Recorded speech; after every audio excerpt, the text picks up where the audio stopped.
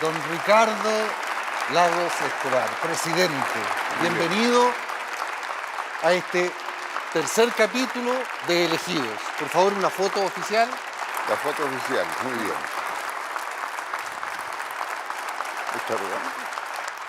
Por favor, lo invito a sentarse. ¿Cuál de los dos? El del presidente, por supuesto. Mira, tome asiento. Vamos a hacer un recorrido. Usted hace muchos años decidió formar parte activa en la política y en la historia de este país, y no ser un mero espectador. Bueno, y aquí hay muchos que lo han acompañado y que lo acompañaron, y lo siguen acompañando porque quisieron estar aquí para ser presentes y ser testigos de este viaje, de esta travesía en la historia. Bueno, creo que los últimos 50 años han sido muy desafiantes, pero los próximos se concretan los desafíos. Sí. Y por lo tanto, lo que tenemos que hacer es una observación inteligente de cómo los últimos 50 años nos enseñan los cambios epocales que estamos viviendo y cómo ahora somos capaces de adaptarnos a los nuevos cambios, que son los cambios de un mundo digital, inteligencia artificial, que es una generación que están haciendo de una forma muy distinta a la nuestra 85 años atrás. Presidente, lo quiero invitar entonces a iniciar este viaje en la historia haciendo uso de la tecnología, así que disfrute. Esto es para usted.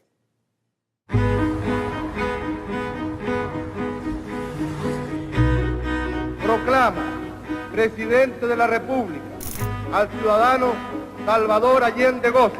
Se levanta la sesión.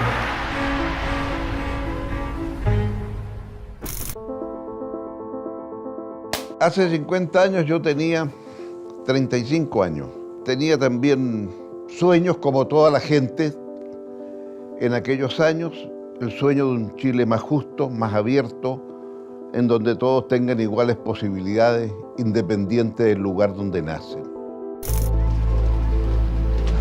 El 3 de noviembre de 1970, tras unas reñidas elecciones, el doctor Salvador Allende Gossens asume la presidencia de la nación. Los ojos del mundo están en Chile. Por primera vez en la historia, un mandatario socialista es elegido por la vía democrática. Desde su oficina como secretario general de la Universidad de Chile, un joven y destacado abogado presencia con optimismo los acontecimientos. Yo era un entusiasta partidario de Salvador Allende y lo que era su gobierno. Titulado en Derecho, doctor en Economía y académico, con poco más de 30 años, Ricardo Lagos Escobar es una prominente personalidad de la escena intelectual de la época. Sin embargo, para la gran mayoría de los chilenos, no es aún un hombre reconocible. Para ese entonces, ni siquiera él mismo sabe que el destino y la historia pronto lo van a ubicar en un papel protagónico.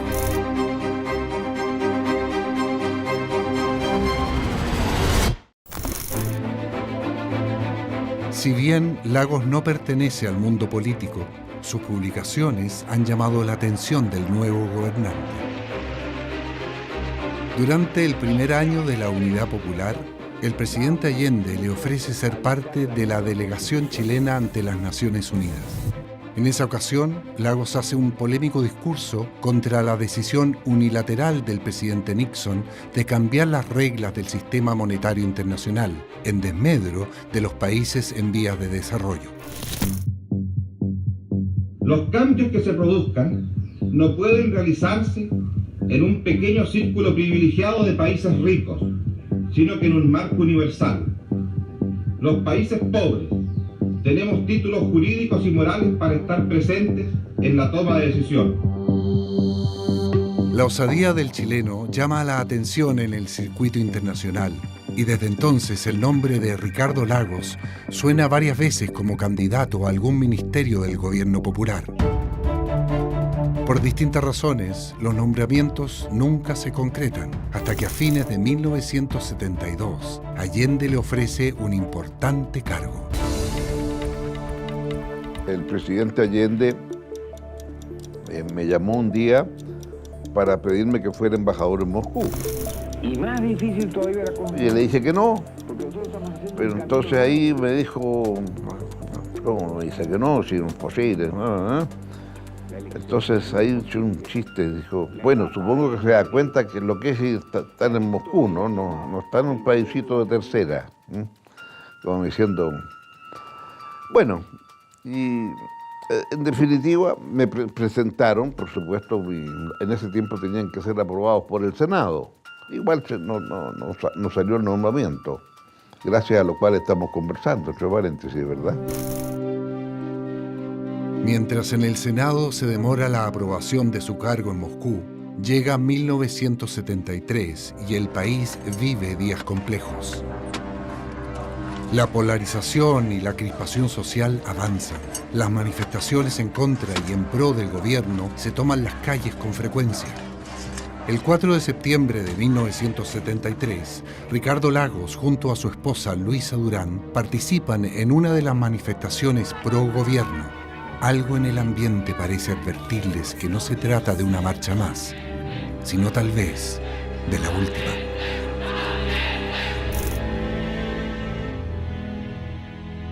El 4 de septiembre era el tercer aniversario cuando él había ganado la elección, y ese desfile el 4 de septiembre,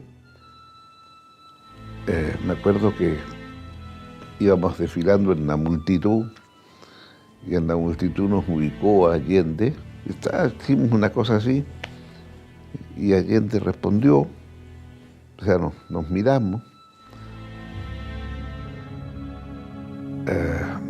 Tuvimos la sensación que era una despedida. Fue muy fuerte.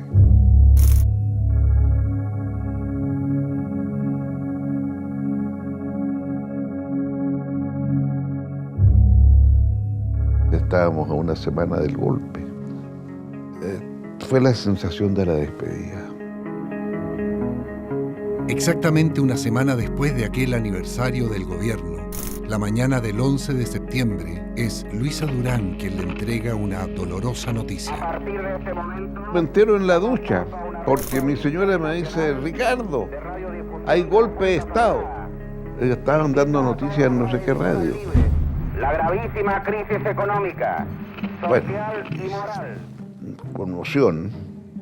Y en ese momento le digo a Luisa, yo tengo que ir a la oficina de Flaxo, ver lo que pasa allá. O sea, yo me voy a Flaxo. El pueblo de Santiago. Desde fines de 1971, Lagos se desempeña como secretario general de la Facultad Latinoamericana de Ciencias Sociales, Flaxo, por lo que cuando se entera de lo que está sucediendo en el país, decide dirigirse hasta las dependencias de la institución. Junto a su esposa Luisa, toman la decisión de que ella se traslade con los hijos a la casa de su padre, el médico Hernán Durán, quien también es cercano al gobierno de Salvador Allende. Mis suegros tenían una casa grande en La Reina. Nos parecía más seguro estar más acompañados de la familia. Primero, que el señor presidente de la República debe proceder a la inmediata entrega de su alto cargo. Mientras los militares sitian el Palacio de la Moneda y Salvador Allende dirige sus últimas palabras a los chilenos a través de Radio Magallanes, Lagos llega a las dependencias de Flaxo, en calle Infante con Providencia. El Palacio de la Moneda deberá ser evacuado. En Flaxo, claro, hay conmoción, y en ese instante entonces se plantea que aparentemente hay aviones que van a bombardear La Moneda. Yo no lo puedo creer. Entonces, en la parte alta del edificio era posible mirar hacia el centro. No mirar La Moneda, no sería imposible, pero mirar hacia el centro, eso era todo. Y subimos ahí, subimos con un par de colaboradores. Y espantados vemos cuando llegan los aviones y vemos la explosión. Eso lo vimos. Entonces yo no podía creer que eran aviones bombardeando La Moneda.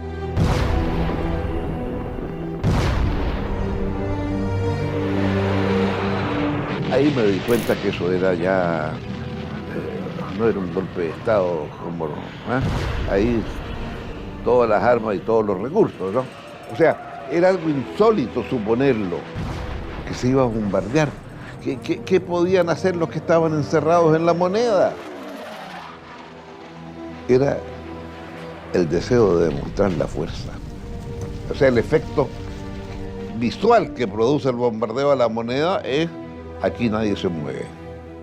Al que se mueve no sale en la foto. Bala con ellos. Muy fuerte. Muy fuerte.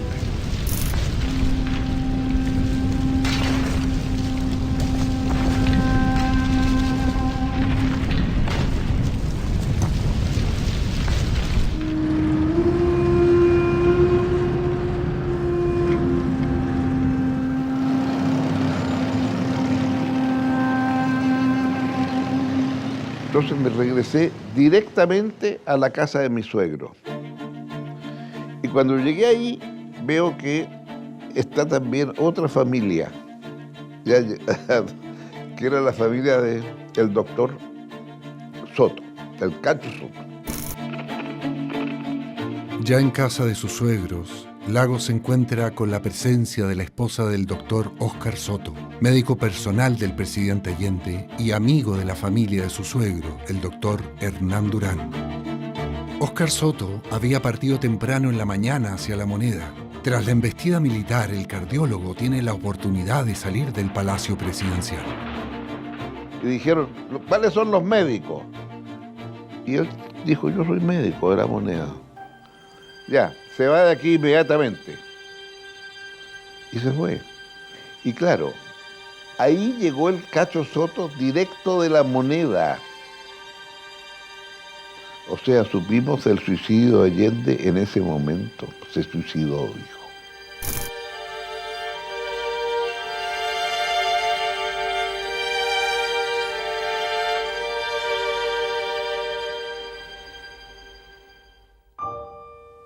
Tristeza infinita.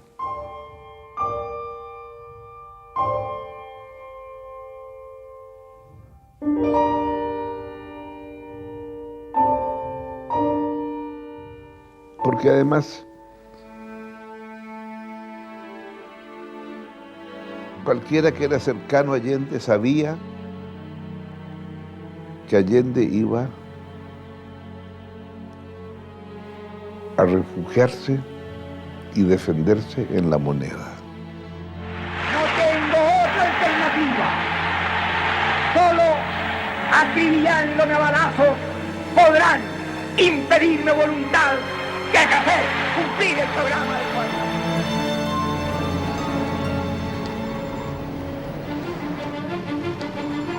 Los días siguientes, la Junta Militar instalada en el mando de la nación y liderada por el comandante en jefe del ejército, Augusto Pinochet, comienza a buscar y a detener a personeros y cercanos al derrocado gobierno de Salvador Allende.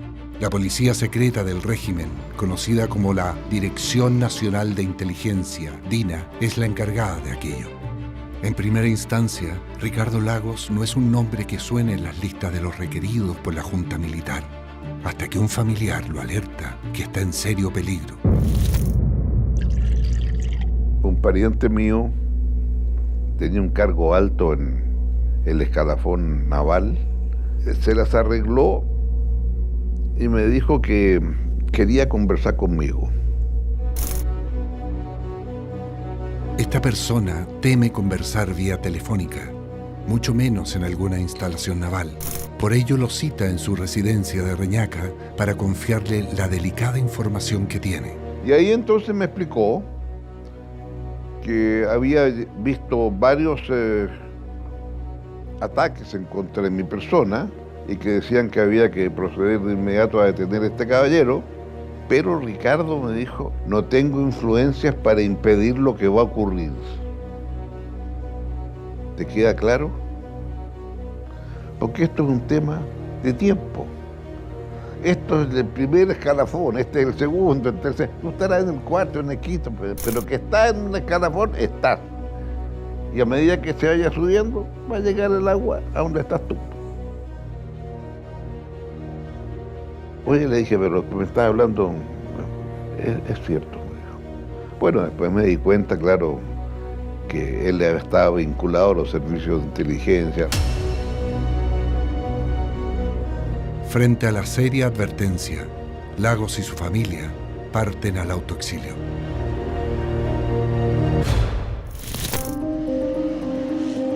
Nos fuimos con Luis y los niños a Buenos Aires en febrero. El golpe había sido en septiembre y en febrero nos fuimos. Y al final abrimos la sede que existe hasta el día de hoy, Flaxo Buenos Aires.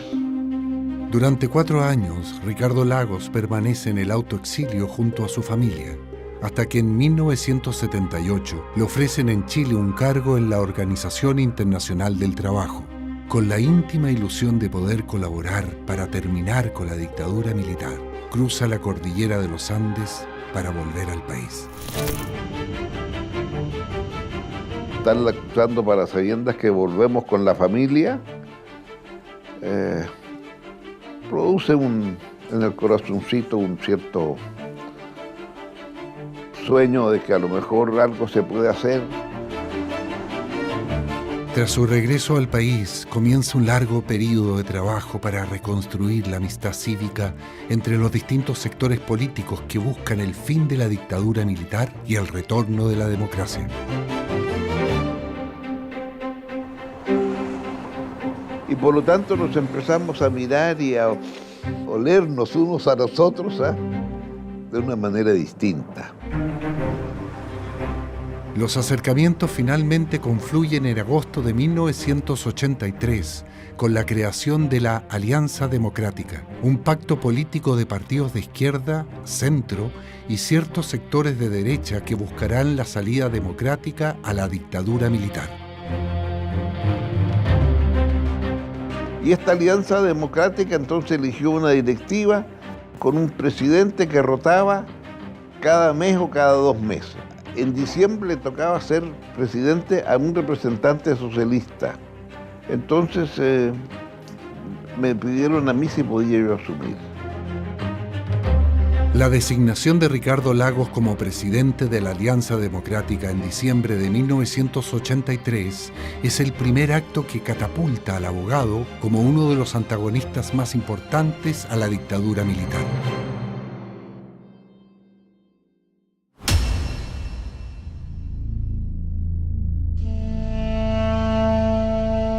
El 7 de septiembre de 1986, el Frente Patriótico Manuel Rodríguez ejecuta un atentado armado contra el general Pinochet.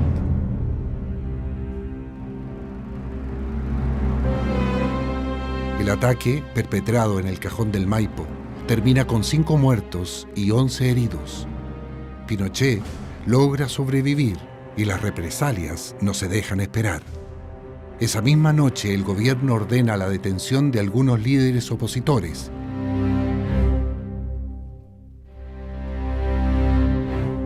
Y si bien es la Policía de Investigaciones la encargada de realizar los arrestos, la orden también llega a la CNI.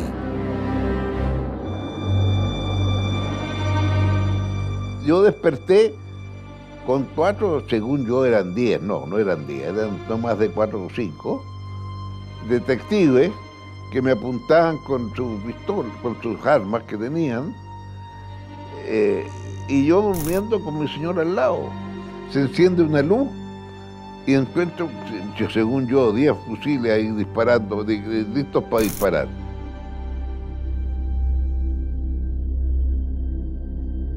Y ahí fue cuando me dijeron, y vístase abrigadito porque va a pasar mucho tiempo allá. Durante 15 días, Ricardo Lagos permanece privado de libertad. Su familia teme por lo que pueda sucederle, sobre todo Francisca, su hija menor. La Panchita estaba muy asustada porque qué le iba a pasar al papá, en fin. Ella tenía 13 o 14 años, intercambiamos cartas, yo le explicaba que, en fin, por ahí están publicadas las cartas. Mi querida Panchita, qué linda tu carta de ayer. Se la mostré a mis amigos aquí y a todos les gustó mucho. Tienes razón cuando dices que en la hora de visitas podríamos mejor haber estado paseando con el Teo o jugando a los convitos.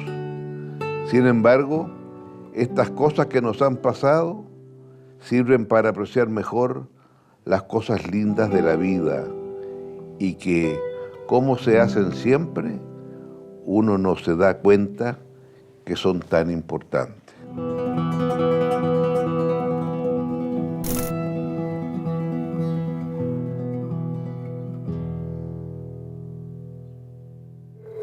Gracias a la presión de la diplomacia internacional y tras 15 días detenido, Ricardo Lagos es liberado.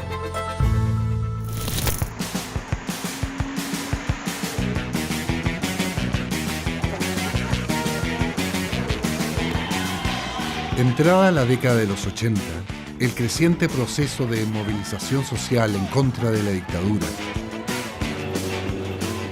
sumado al trabajo político de la oposición, logran forzar que el gobierno convoque a un plebiscito para el 5 de octubre de 1988, en el cual el país va a decidir si Augusto Pinochet continúa en el poder.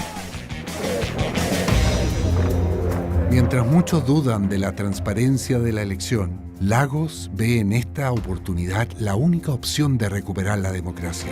Por ello, en diciembre de 1987, funda el Partido por la Democracia para reunir a independientes de izquierda, centro y hasta de derecha y promover la inscripción de votantes y el no a Pinochet. Porque si nos inscribimos en los registros electorales, vamos a ser partidos. Si somos partidos, vamos a llegar a la tele. Si llegamos a la tele, vamos a denunciar las cosas que están pasando. Y la oportunidad de poder dirigirse al país llega cuando Canal 13 crea un programa de debate en vivo y abre las puertas a la oposición. El Partido por la Democracia es invitado a participar con su presidente a la cabeza. Muchos chilenos fuera. Ya estábamos inscritos como partido. Y por lo tanto, lo que queríamos en ese programa es decir, ayúdenos. Necesitamos apoderados para contar los votos. El 25 de abril de 1988, Lagos, junto a otros 3 dirigentes del PPD, se presentan en el programa De Cara al País. Su principal objetivo es denunciar que, durante el pasado plebiscito de 1980, en el cual se aprobó una nueva constitución para el país, se recurrió al fraude. Íbamos a tener un apoderado en cada mesa y se necesitaban 40.000 apoderados a lo largo de Chile. Ese era el propósito de la denuncia que yo iba a hacer. Que está ahí organizando, dice, bueno, para este tercer bloque solo disponemos de 9 minutos. Avanzado el programa, ya en el bloque final, Lagos no ha logrado exponer lo que vino a decir. Claro, al final me enojé yo. Muy brevemente.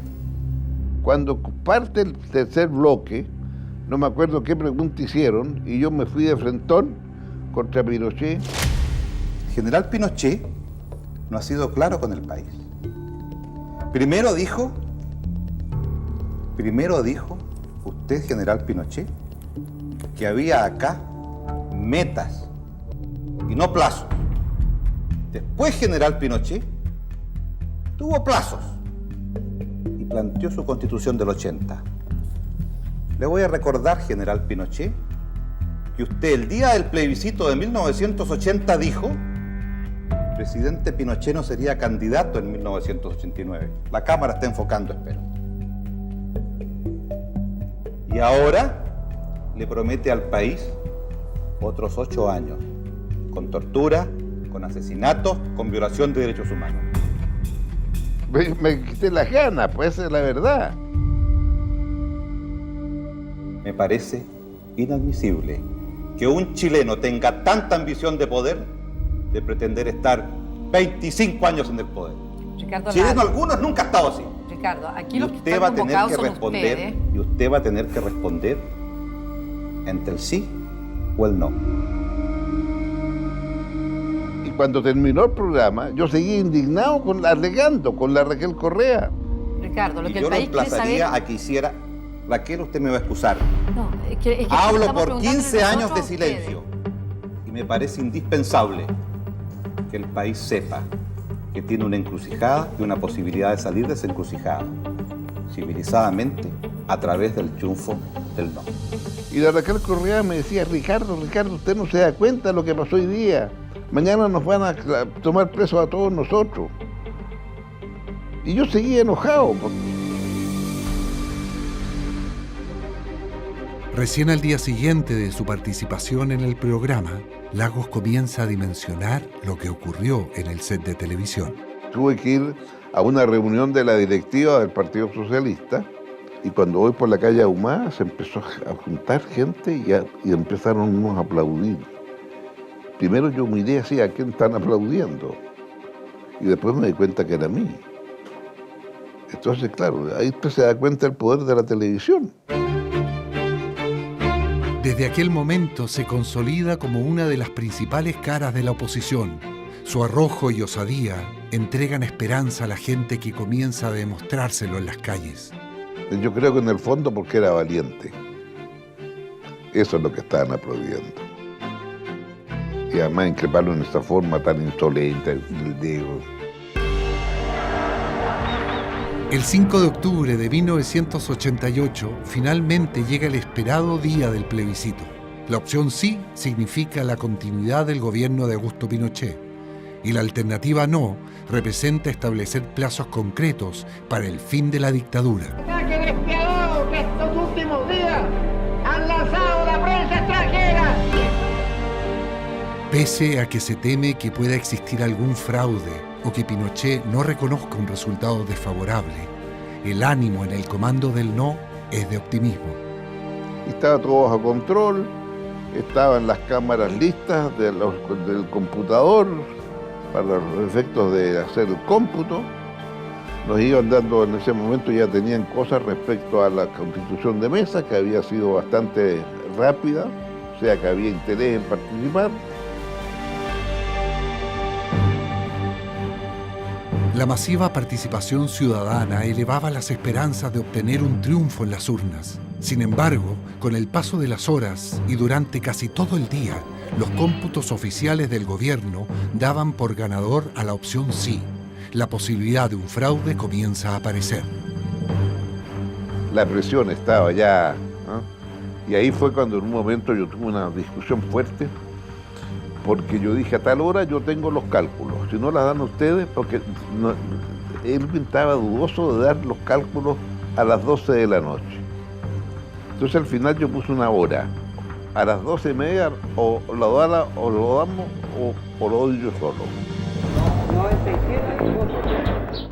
Según los cálculos que llevan en el comando del no, las cifras reales distan bastante de las que entrega el gobierno. Lagos presiona a los otros líderes de la campaña para hacer públicos estos resultados.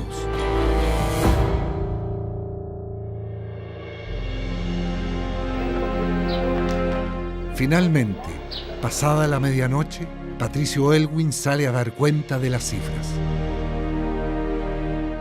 Y ahí fue cuando termina de dar la cuenta a Aylwin de que hemos ganado. Entonces hay una foto por ahí que anda, que nos damos un abrazo con Aylwin. Es el abrazo del triunfo del no.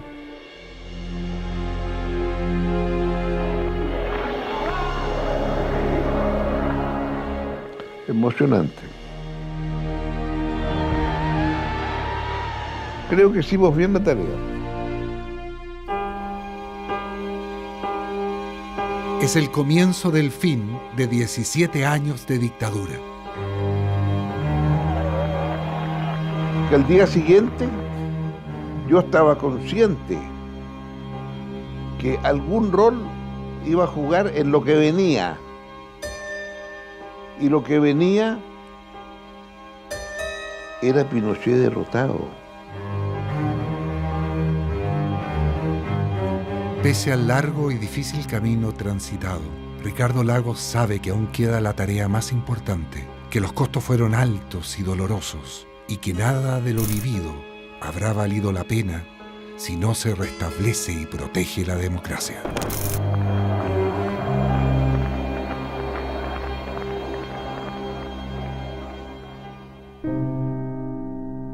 Se gobierna para la democracia, para preservarla, en este caso para restaurarla. Y su función de gobernante es gobernar para fortalecer el sistema democrático. Es una plantita que hay que regar día a día.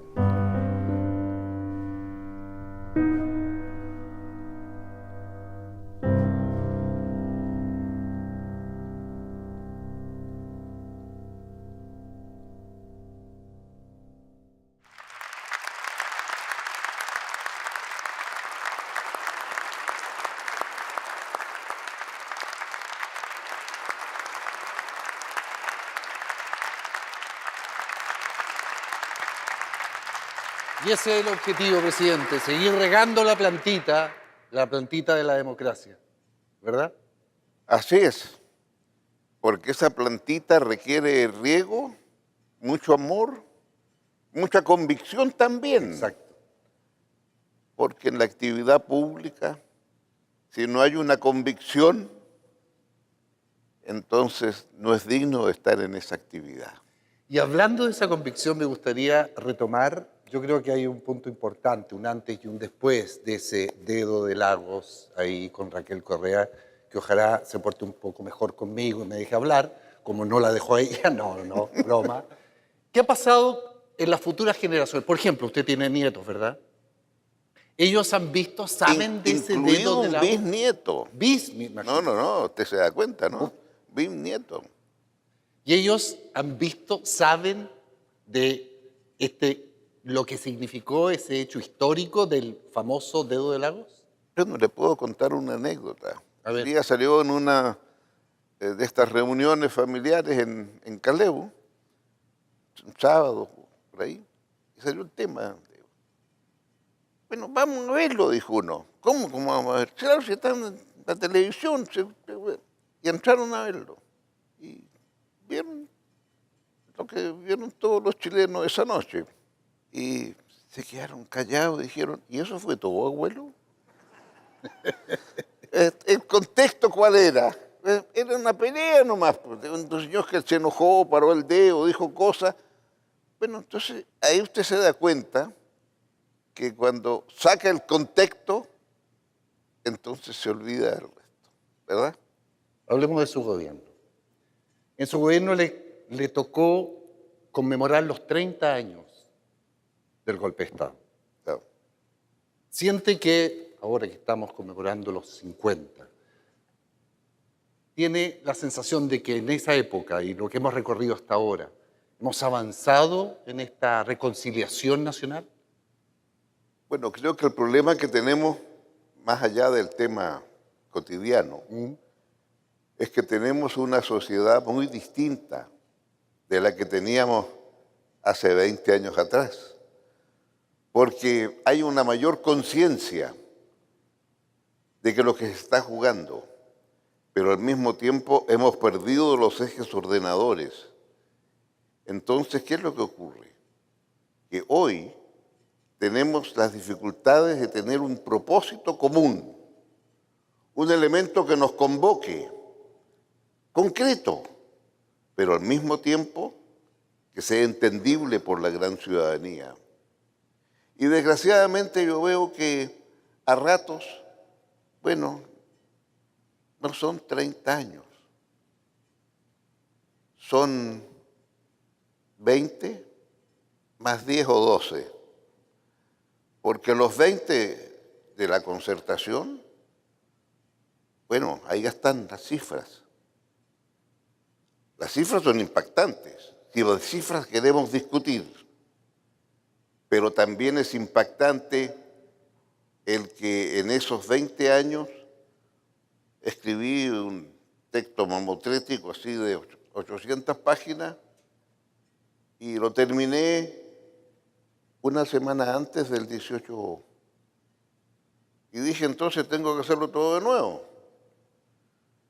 Y después me arrepentí y dije, no,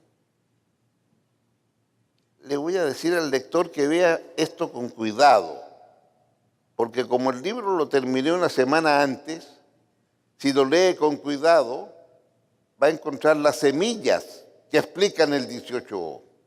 Y pongo un par de ejemplos. Y creo que eso es, porque son dos mundos distintos. Pero gobernó también una situación donde hubo una derecha que se acostumbró a usar el veto. Ese es el problema. Y ahora veo que están haciendo algunas cosas ahí que espero que no se concreten y que tengamos una salida adecuada. Miremos estas imágenes. Mire.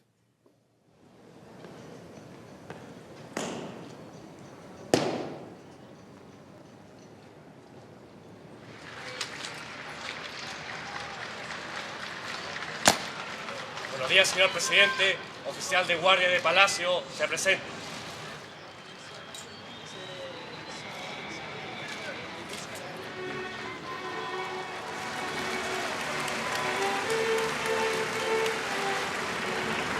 Usted decidió en su gobierno reabrir Morandé 80. Después de esa despedida triste, esa mirada que de alguna forma ambos entendieron que era la última mirada, usted varios años después decide abrir para homenajear, pensando además que era el primer presidente socialista que entraba a la Moneda después de Salvador Allende. Bueno, de lo que se trataba era primero de hacer un gobierno sensato, pero al mismo tiempo que fuera capaz de abordar aquellos temas del pasado. Y me pareció que lo más lógico de abrir la puerta no era abrirla, era reponerla, porque cuando Pinochet decide reconstruir la moneda, lo único que tenía claro era que había que suprimir Morandé 80. Con Morandé 80 era el símbolo del presidente ciudadano, porque se hizo a comienzos de siglo, de un presidente que le rendían honores todas las noches, porque a las 8 de la noche o 7 de la tarde iba a ver a su mamá que estaba a 3 cuadras de la Moneda, y le hacían honores al presidente entrando y saliendo. Dijo, qué ridículo. Entonces, él decidió hacer una puerta en Morandé 80, donde el presidente entraba y salía como ciudadano. Entonces, ¿qué hacemos nosotros a 30 años después? Si físicamente se había destruido y en la construcción hubo bien cuidado de no hacer Morandé 80. En consecuencia, me pareció que una forma de celebrar los 30 años era reconstruir precisamente ese espacio que era el espacio del presidente. No se olvide que en aquellos tiempos los presidentes vivían en la Moneda. El espacio donde el presidente entonces era un ciudadano más. Y la forma entonces de decir, no, yo quiero Morandé 80, es porque quiero que también el presidente sea un ciudadano más en aquellas cosas que corresponde.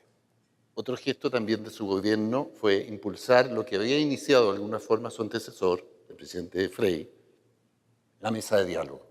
Lograr sentar a los militares para que quizás gota a gota fueran entregando información crucial para recuperar una democracia sana. Claro, pero vamos por partes. Vamos. Ahí, ¿qué es lo que tenemos? Yo, recién asumido, Hubo, no sé si alguno se acordará, el servilletazo, cuando los 4 comandantes en jefe se juntaron en un restaurante con ventana que miraba a la calle y todo el mundo miró entonces a los 4 generales almorzando para comentar temas de actualidad y entre otros temas que tenían que ver, yo creo que hasta dónde aguanta el presidente.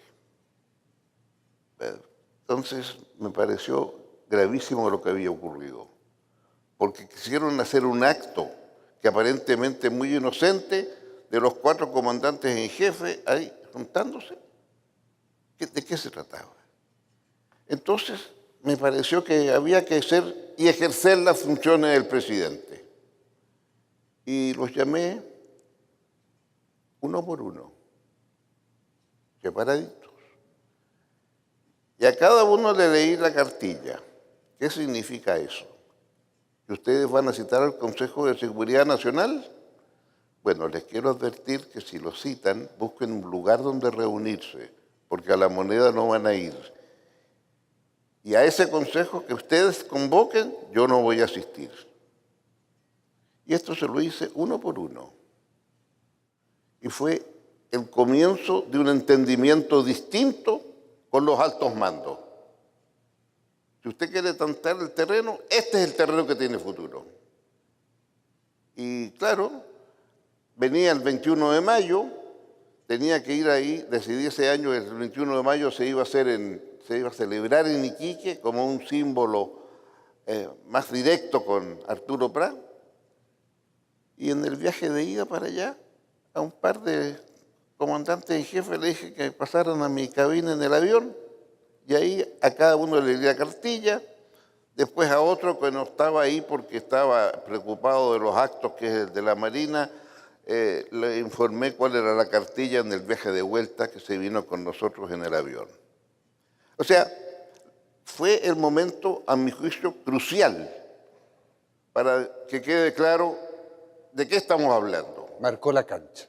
Yo creo que marcamos bien la cancha y a partir de ese momento fue mucho más fácil entenderse. Y hay otra marca de cancha dolorosa, triste, pero muy necesaria, que fue cuando llamó a Monseñor Vález y le pidió que preparara el informe. Informe que iba a reflejar la prisión política, las torturas relatadas por las víctimas sobrevivientes. Ese fue un tema muy complejo, porque el informe sobre prisión política y tortura es único en el mundo. En muchas referencias hay a lo que pasó cuando asume el presidente Mandela en Sudáfrica, pero lo que hace Mandela básicamente es aquellos que fueron objeto de tortura tienen derecho a reclamar una pensión que va a significar 1, 2, 3 beneficios económicos y demostrar entonces cuál fue las razones por las cuales fue torturado. Pero no es un informe sobre la tortura. El informe nuestro es único. ¿En qué sentido? Primero, hubo que explicar una diferencia entre un informe presidencial para conocer la verdad de la tortura y las penas que corresponden, porque la aplicación de tortura es un delito, no es problema del señor presidente de la República en Chile, porque los temas judiciales los resuelve el Poder Judicial. En consecuencia, para poder hacer ese informe, fue necesario contratar 2.000 personas, explicarles de qué se trataba y decirles: ustedes han sido seleccionados por sus capacidades personales y van a asumir el rol de representantes del Estado de Chile. Y los citan a la gente que va voluntariamente a hacer una declaración que fue torturado. Y le explican que él habla en nombre del Estado de Chile y que lo que diga será privado. Y luego entonces se estableció la necesidad de decir, creemos que lo que se diga aquí va a estar privado durante 30 años. Y ahí viene la otra etapa de una señora que me fue a ver, que insistió mucho que tenía que recibirla, la recibí, entró a mi despacho y preguntó, presidente, ¿cómo me ve? Y la veo, bien señora, ¿qué me lo puedo decir? Y me dice entonces, sí, yo fui torturada, abusada en todo el sentido de la expresión. Y espero vivir 80 años. Y no quiero que mis nietos sepan que su abuelita amorosa sufrió estas torturas y le hicieron tales y cuales cosas, porque las dije todas. Y en consecuencia, 30 años no me bastan, porque quiero que se mueran con la imagen de la abuelita amorosa, que los quiere mucho a los nietos, pero no lo otro. Para lo otro prefiero ya estar muerta. Y lo que habíamos dicho que eso permanecería resguardado por 30 años, terminó los 50 que pedía ella. Ahora, esto está explicado claramente, porque se le decía a la persona, esto que usted declara aquí, vamos a averiguar si es cierto o no, tenemos distintas formas de hacerlo, y luego entonces veamos cómo sigue para adelante. Ahora, si usted lo que quiere es que se haga justicia, entonces no puede venir acá porque esta es una decisión presidencial nomás. El que hace justicia en Chile es el Poder Judicial. Vaya al frente y lo mismo que declaró aquí, declárelo ante un magistrado. Y en ese caso entonces el magistrado tiene que tomar las providencias del caso para investigar quiénes estaban en la tortura, quiénes eran los torturadores, y habrá mecanismos para. Creo que esta distinción fue muy importante para la ciudadanía. Avancemos, presidente. Hablemos de las reformas que usted le hizo a la Constitución. Constitución que hoy en día, evidentemente, por todo lo que estamos viviendo, está realmente en primera línea. ¿Siente que esas reformas a la Constitución de Pinochet que usted hizo en esos años fueron suficientes como para pensar en un país que podía seguir viviendo democráticamente más unido, más justo? Fue una pregunta complicada de responder. ¿Por qué? Porque lo que hice fue sacar los enclaves autoritarios que hacía que esa Constitución no fuera, comillas, democrática. Pero no era la Constitución que a mí me agradaba. Quiero ser muy franco en esto. Pensaba que era más importante, por ejemplo, mandato del presidente. El presidente dura 4 años en el cargo. Bueno, yo dije, mire, yo no estoy de acuerdo en eso. El presidente debe durar 6. No, porque son mucho tiempo, no, si sale mal, no, lo queremos cambiar rápido. Entonces la respuesta mía fue, en ese caso, que el presidente dura 4 años con reelección. Por ningún motivo, me dijeron. Y se hizo entonces un diálogo un poquito fuerte cuando supe el cuento, ¿no? Que entre estos 4, uno de ellos era el que negociaba por el gobierno, el ministro del Interior, el ministro Insulza. Y las otras 3 personas eran de los partidos más bien opositores. Y esas 3 personas le dijeron, pero mira, si es 4 años, podemos los 4 llegar a presidente. Si es 6, es así. Es una anécdota pintoresca, pero algo hay de eso. Hoy, presidente, estamos viviendo un segundo proceso constitucional. En el primero, usted fue bastante crítico, pero también fue claro en que era un proceso que no debía cerrarse. En este mismo edificio están luchando día a día por llegar a acuerdos y creo que todos los chilenos esperamos que eso suceda. ¿Cuál es su esperanza con respecto a este nuevo proceso? Mi esperanza es que Chile logre primero recuperar la credibilidad de los primeros 20 años. Segundo, eso se recupera con temas concretos. Tercero, creo que para poder hacerlo tenemos que tener muy claro las crisis que estamos pasando de carácter epocal, todos enojados con todo, así usted no construye un país.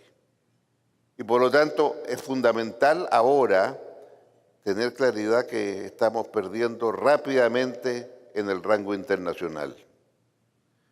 Aprendamos un poquito de Uruguay, en que, bueno, el presidente de uno y otro bando deciden irse juntos del Senado. Dígame usted, no podían creer los restos de los senadores. Ambos ya llegaban a los 80, qué sé yo, y dijeron, nos vamos.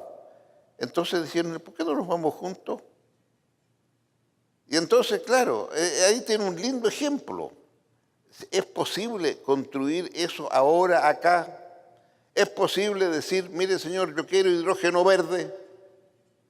¿Es posible decir, mire señor, el litio es tan importante por 1, 2, 3, 4? Y si eso es así, pongámonos una comunidad de propósitos, en así de concreto, y recuperaremos la credibilidad. Eso es lo que me parece que está faltando en este momento difícil por el que estamos pasando. El 11 de septiembre del 73 para Chile fue un quiebre muy importante que nos tiene de alguna forma sentados aquí conversando, pero hubo otro 11 de septiembre en el año 2001 con el atentado a las Torres Gemelas. ¿Dónde estaba usted? Porque son eventos que uno siempre se acuerda dónde está. Estaba terminando una visita oficial con el primer ministro de Portugal, António Gutiérrez, actual secretario general de Naciones Unidas. Y se le acerca un señor a la mesa, estamos terminando el almuerzo, y se acerca un señor y le dice algo al oído al presidente. Y el presidente dice, qué lástima, una avioneta chocó con unos edificios en Nueva York. Ah, pucha, qué lástima. 2 o 3 minutos después, él mismo se acerca de nuevo y le dice, y la cara le cambia completamente y nos informamos del atentado a las Torres Gemelas. Pero este evento en particular generó situaciones complejas que le tocó vivir, porque evidentemente Estados Unidos... Era la primera vez que se atacaba en Estados Unidos. Exacto. Se había atacado antes en Hawái, pero eso lo consideran... ya. Entonces comenzó una carrera contra el terrorismo y ahí apareció Irak y las armas de destrucción masiva y la necesidad de Bush de querer que lo apoyaran en esa decisión de invadir Irak. Entiendo que hubo llamados telefónicos complejos ahí, ¿es verdad? Bueno, efectivamente, claro, los llamados del presidente Bush eran clarísimos. Ahora, yo trataba de explicarle también al presidente Bush, mire, presidente, para mí, país chiquitito, tengo que tener reglas. Si no hay reglas, pasan por encima. Entonces, si usted dice que va a la guerra la tiene que autorizar el Consejo de Seguridad. Ahora, que en el Consejo de Seguridad lo va a vetar Rusia, seguramente, pero ¿eso quiere decir que usted va por su cuenta? Entonces, acá hay un tema muy complejo.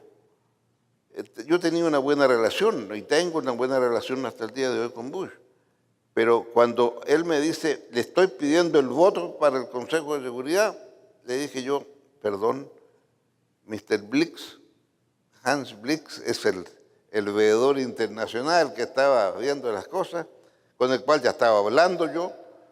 Él me dice, no, yo necesito por lo menos un mes más para saber qué pasa con las armas de destrucción masiva que se decía que tenía. Entonces se produjo una discusión, yo diría, adecuada, pero en esta conversación, el presidente Bush no me dijo Ricardo, Mr. President, Le agradezco su franqueza, en vista de lo cual yo le dije también, Mr. President, me considero amigo de Estados Unidos y los amigos tenemos que ser francos.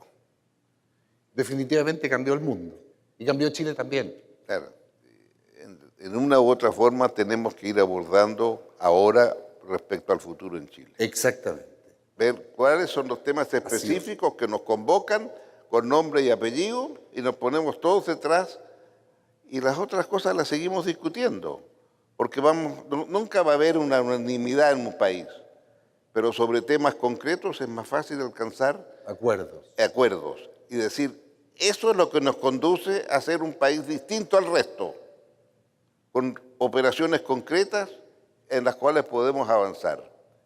Y yo espero que podamos hacerlo porque si no nuestro país se convierte en demasiada pelea chica y no en la mirada larga, independiente, que es lo que hace grande a los países. Señor presidente, lo invito a ponerse de pie. Nos quedaron muchos temas que conversar. Sin duda, yo creo que al principio de su gobierno usted quería que Chile se reflejara como un país que había reconocido los errores, que se había reconciliado, reencontrado y respetuoso de los derechos humanos. ¿Usted siente que se logró ese objetivo? En ese momento, en esos años, sí. Porque pude ser suficientemente franco en todos los temas que tocamos. Presidente, por favor, quiero invitarlo. Sin duda,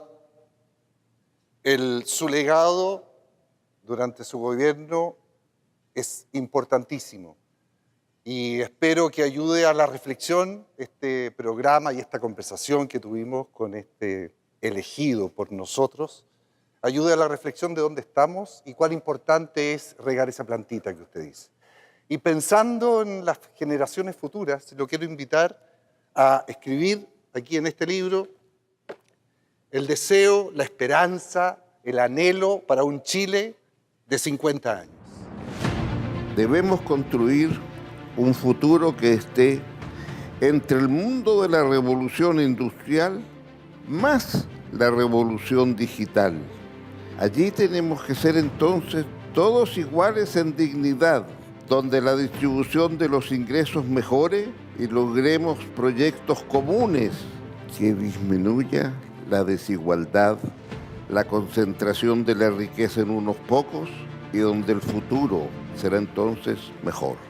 Ricardo Lagos Escobar, 27 de julio del 2023.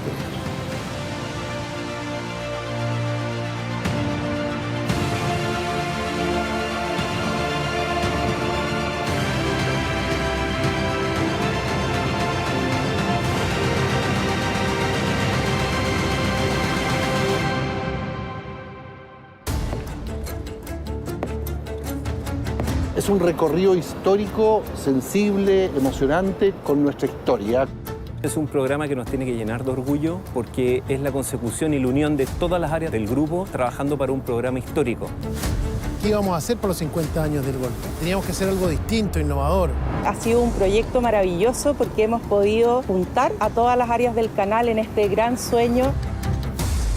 El trabajo de producción para poder conseguir grabar lo que estamos haciendo acá es monstruoso. Creo que es un programa épico, histórico. Nos pone sobre el tapete nuestro pasado, nuestra historia, pero por sobre todo nuestro futuro. Elegidos para mí es democracia. Son los próximos 50 años de la historia de Chile.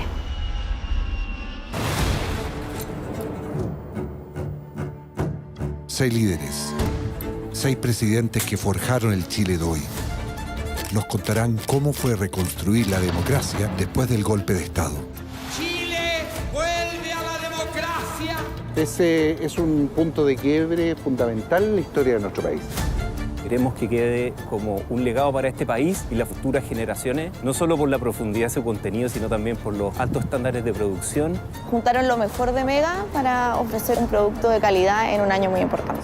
Elegidos, 50 años en primera persona.